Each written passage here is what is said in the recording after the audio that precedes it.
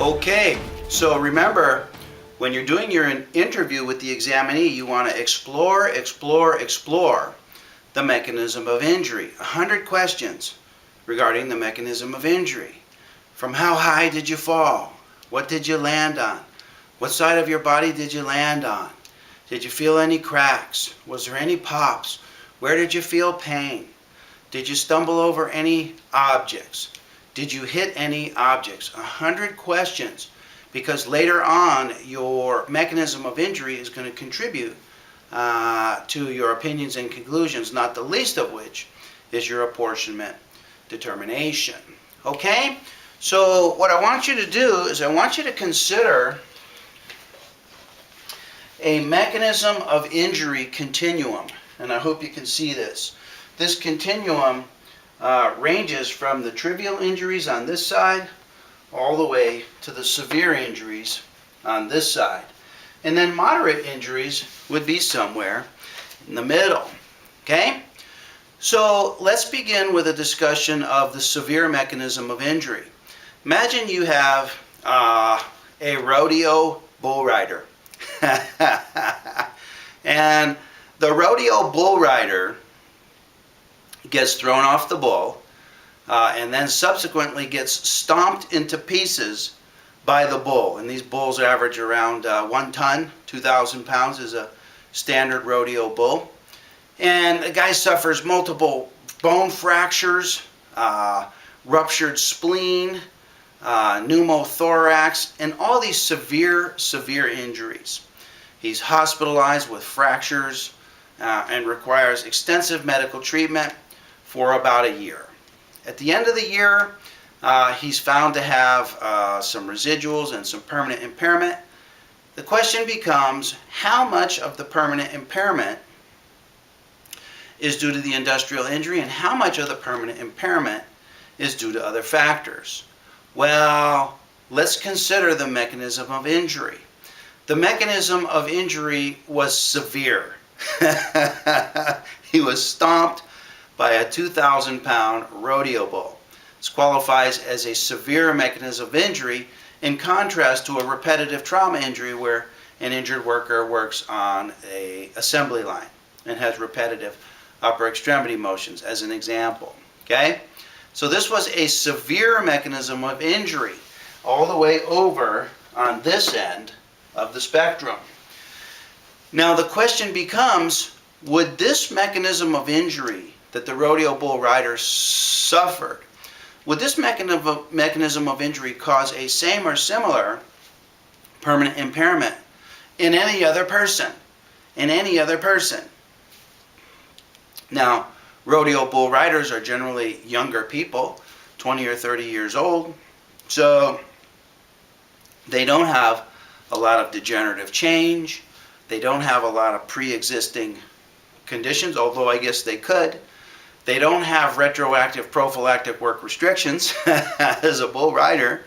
And so, because this mechanism of injury, being severely stomped by a rodeo bull, would also cause same or similar impairment in any other person, you can safely conclude that a large percentage, maybe 100%, was due to the industrial injury,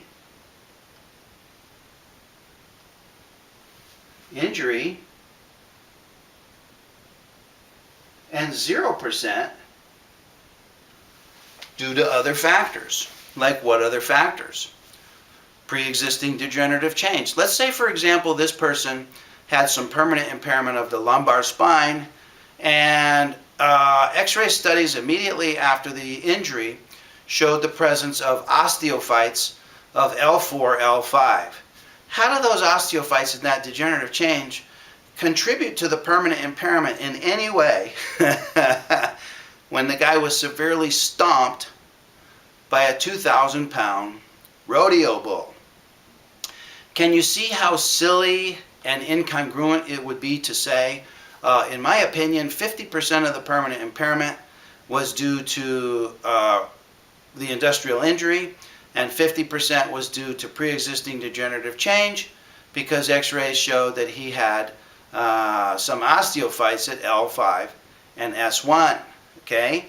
Those osteophytes do not in any way contribute to the permanent impairment related to this severe mechanism of injury. In other words, this mechanism of injury of being stomped by a 2,000-pound rodeo bull would cause similar impairment in any other person, regardless of age, regardless of condition of the lumbar spine. Even if he had advanced degenerative change of the lumbar spine, that person would suffer similar impairment because the mechanism of injury was so severe. Okay? Now, on the other hand, when we go to the trivial end of the spectrum, we may have, for example, let's consider a compensable consequence injury of the cervical spine following a right shoulder surgical procedure.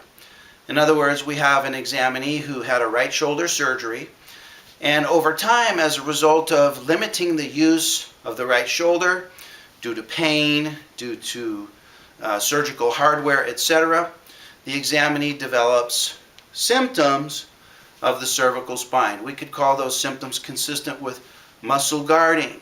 Muscle guarding qualifies as a permanent impairment if indeed it's a permanent condition. Okay? So we have a permanent impairment of the cervical spine related to muscle guarding. How much of the permanent impairment is due to the industrial injury, which involved an injury to the right shoulder, and how much is due to other factors? You have to ask yourself, would this mechanism of injury of favoring the right shoulder, would that mechanism of injury cause similar impairment in any other person? Are there any persons in the world that have a right shoulder surgery that favor their right arm because of pain and surgical hardware that then do not go on to develop muscle guarding of the cervical spine? There are those people, aren't there? If there are those people. So what's the difference between a person who does not develop the muscle guarding and a person who develops muscle guarding? It must be due to other factors, because not everyone who has shoulder surgery develops a permanent impairment of the cervical spine. So with trivial injuries, you may opine that 0% of the permanent impairment is due to the industrial injury,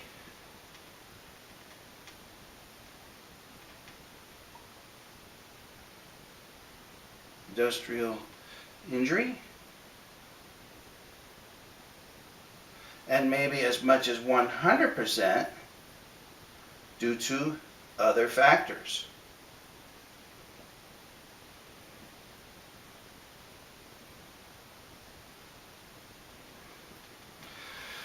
Now, that might be a little bit overstated in this example. In this example, if the examinee never had the industrial injury to the right shoulder, she probably never would have had muscle guarding of the cervical spine. But you could also opine that even absent the industrial injury to the shoulder, she would have developed symptoms with the cervical spine by the permanent and stationary date anyway, even if she never had the industrial injury. And you could base that conclusion on X-ray studies that show perhaps advanced degenerative change of the cervical spine, advanced spinal stenosis, advanced neuroforaminal stenosis, advanced degeneration of the uncinate joints of Luschka. In other words, you could opine that even if she did not have the industrial injury to the right shoulder, she would have, by this date and time, would have had at least some muscle guarding of the cervical spine equivalent to the same permanent impairment, and in your opinion, it's 100% unrelated to the industrial injury, and it's 100% related to other factors. So this represents the range of our possibilities, from 0% industrial to 100% industrial, from 100% due to other factors, and 0% due to other factors. Now, most of the cases that we're going to find are going to fall somewhere in between. They're going to fall into the moderate type of injury with some other distribution of the percentage. So towards this end of the spectrum, we have 0% industrial. Over here we have 100% industrial. Over here we have 100% due to other factors. And here we have 0% due to other factors. And I hope you can see that. And here, this would be 90-10. This would be 80-20, 70-30, 60-40, 50-50, 40-60, 30-70, 20-80, 10 and 90. And you're going to see a bell-shaped distribution like so. So it basically comes down to the mechanism of injury. So when you're making your apportionment determination, you need to qualify the injury as trivial, moderate, or severe. And some of the things that you need to consider when you come up with your apportionment determination is, like we already alluded to, would this injury cause permanent impairment to a similar or same extent in any other person? If the answer to that question is yes, then you're leaning more towards 100% due to the industrial injury. If the answer to that question is no, this injury would not cause similar impairment in any other person. The reason it caused impairment in this person, in my specific examinee, is because she has A, B, C, D, E, all these other factors. They're called other factors. We can simply summarize and synopsize all these things, such as pre-existing degenerative change, such as retroactive prophylactic work restrictions, such as prior industrial injuries, such as subsequent trauma. All these things that contribute to permanent impairment, we refer to those as other factors. So if, in your opinion, this injury, because it was so trivial, such a trivial injury such as a repetitive trauma, cumulative trauma, compensable consequences, it was so trivial that it would not cause permanent impairment in any other person. Well, why is it causing permanent impairment in this person? That's the question. Well, the reason is because she has so many other factors going on.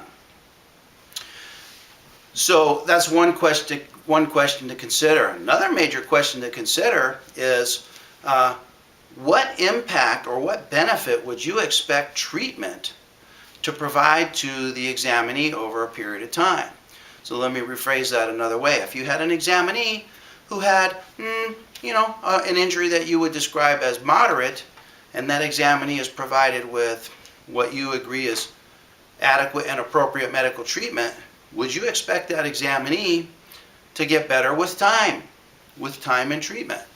Would you expect them to get better with time and treatment? Okay, most people with time and appropriate treatment get better. That's the purpose of the treatment. If they're not going to get any better, why give them treatment? So if your examinee has had adequate treatment, in your opinion, would you expect them to get better? The answer to that is generally yes. So if the examinee does not respond to treatment, is that a typical response for most examinees? And the answer is no. Most examinees generally respond to adequate and appropriate treatment.